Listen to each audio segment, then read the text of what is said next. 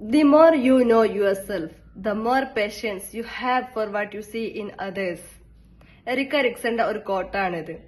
നമ്മുടെ ചുറ്റുമുള്ള ഈ ലോകത്തിനെ മനസ്സിലാക്കാൻ വേണ്ടിയിട്ട് നമ്മൾ ഒരുപാട് സമയം ചെലവഴിക്കാറുണ്ട്. അതുപോലെ നമ്മൾ നമ്മളെ മനസ്സിലാക്കാൻ വേണ്ടിയിട്ട് എത്ര സമയം ചെലവഴിച്ചിട്ടുണ്ട്? നമ്മൾ നമ്മളെ എത്രത്തോളം മനസ്സിലാക്കുന്നോ അപ്പോഴേ നമ്മുടെ ഫിയർ എന്താ, ട്രിഗർ എന്താ, ഡ്രീം എന്താ, ഫ്ലോസ് എന്താന്നൊക്കെ കമ്പാഷനേറ്റ് ആയിട്ട് ഫീൽ ചെയ്യാൻ വേണ്ടിയിട്ട് സ്റ്റാർട്ട് ചെയ്യുള്ളൂ.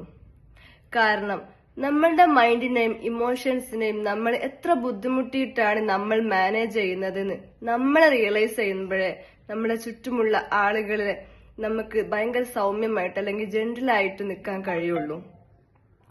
നമ്മുടെ സെൽഫ് അവയർനെസ് ആണ് നമ്മളിൽ ക്ഷമയെ ബ്രീഡ് ചെയ്യുന്നത്.